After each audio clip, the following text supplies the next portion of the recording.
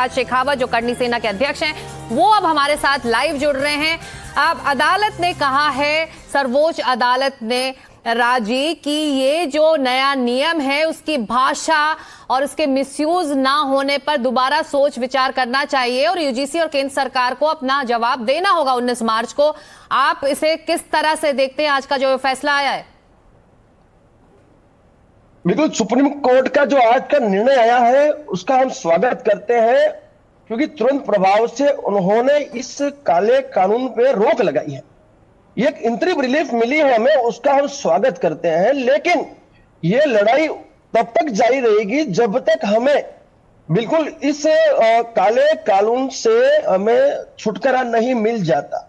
बहन, पहली बात तो यूजीसी का जो ये गजट है वो पूरा संवैधानिक है, ये हमें स्वीकारना पड़ेगा, क्योंकि हमें संविधान ने अधिकार दिया है। और आपने देखा कि इन्होंने सीधे सीधे आर्टिकल 14, 15 और 21 का उल्लंघन किया है। मैं तो ये कहना चाहता हूं कि केंद्र की भाजपा की जो सरकार है उससे ऐसी तो क्या आवश्यकता पड़ी है कि ऐसा गजट उन्हें पास करना पड़ा। और दुख की बात यह, दुर्भाग्य की बात यह है कि जब ये बिल पास हो रहा था उस वक्त सामान्य वर्ग के सांसद वहां बड़ी संख्या में मौजूद थे, उन्होंने आपत्ति दर्ज क्यों नहीं की? अरे भाई, आप इस गजट के अंदर सामान्य वर्ग को कहीं भी आप ले ही नहीं रहे हो। यहां पे आपने लिखा है, समिति भी बनाई है, उसमें आपने लिखा है SC, ST, OBC, विकलांग और महिलाएं। और तो और आपने वहां पर संचालकों पर भी एक तलवार टांग दी है कि यदि आपने समिति के आधार पे काम नहीं किया तो आपको ये सुविधाएं बंद कर दी जाएगी। तो कुल मिलाकर ये तो सामान्य वर्ग के छात्र छात्राओं को इस गजट के माध्यम से इन्होंने दोषी घोषित कर दिया।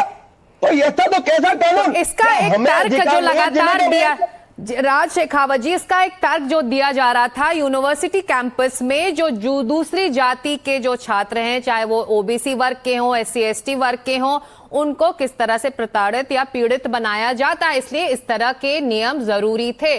तो दूसरा पक्ष तो ये कह रहा है कि उस पर रोकथाम कैसे लगे, इसीलिए ये नियम आए। बहन, मैंने कहा मना किया, यदि कोई दोस्त ये तो सजा दो, लेकिन उसकी सुनाई तो करो। भाई, मैंने इसमें इस जो नया गजट आया है बहन, इसमें तो क्या किया इन लोगों ने कि भाई यदि किसी ने आप पे अपराध लगा दिया तो बिना उसकी पहचान भी छुपाना के लिए लिखा है इसमें, तो कि वो चाहे उसकी पहचान छुपा दी जाएगी और उससे प्रश्न भी नहीं किया जाएगा, उसको सीधा उस पे अपराध सुनिश्चित कर दिया जाएगा, उसकी सुनाई भी नहीं होगी। और यदि वो निर्दोष छूट भी जाता है तो उसमें भी कोई कार्रवाई नहीं होगी। तो बहन, ऐसा तो कैसा कानून?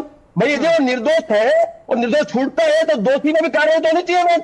इसलिए विसंगतियां बहुत सारी है बहन, इसमें बिल्कुल एक तरफा निर्णय है ये। और दुख की बात तो यह है कि इस देश की जो केंद्र सरकार है, भाजपा की केंद्र सरकार है, संसद भवन में ही बिल पास कर रही है। राज शेखावत जी, आप लोग क्या चाहते हैं कि एक जो अदालत ने कहा है कि 19 मार्च को नोटिस जो जारी हुआ है, 19 मार्च को यूजीसी और केंद्र सरकार को अपना अब जवाब दाखिल करना है, तो आप लोग क्या चाहते हैं? मिसयूज ना हो ये नया नियम, उसको लेकर उसकी भाषा में बदलाव हो, सामान्य वर्ग को इसमें इंक्लूड किया जाए, ये दो चीजें अहम है आप लोगों के लिए? बहन, बिल्कुल आपको मैं इसके विषय में जानकारी देना चाहता हूं कि ये जो गजट आया है, इस गजट में जितनी भी विसंगतियां हैं, क्योंकि समानता का अधिकार हमें भी है, स्वाभिमान हमारा भी है, हम ये चाहते हैं कि एक ऐसी डेलीगेशन को टीम तैयार किया जाए, सामान्य वर्ग की भी, उसको इसमें सम्मिलित किया जाए और जो आपत्तियां हैं इस बिल में उस पर निर्णय लिया जाए। बहन, हमारी यह मांग है। हम ये नहीं कहते यदि हमारे सामान्य वर्ग का कोई व्यक्ति किसी SC OBC पर कोई अत्याचार करता है तो आप कानूनी कार्रवाई करो, लेकिन यदि वो निर्दोष है तो फिर जिसने दोष लगाया है उस पर ही कार्रवाई होनी चाहिए। बहन, एक तरह कानून क्यों है?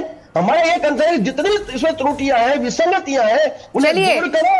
और अब ये मामला अदालत पहुंचा है और तमाम सवाल जवाब अब अदालत में होंगे इस नए नियम को लेकर। लेकिन जो बड़ा फैसला आया है, बहुत शुक्रिया हमसे बात करने के लिए राज शेखावत जी, करनी सेना के अध्यक्ष थे, जो स्वागत कर रहे हैं सुप्रीम कोर्ट के इस बड़े फैसले का।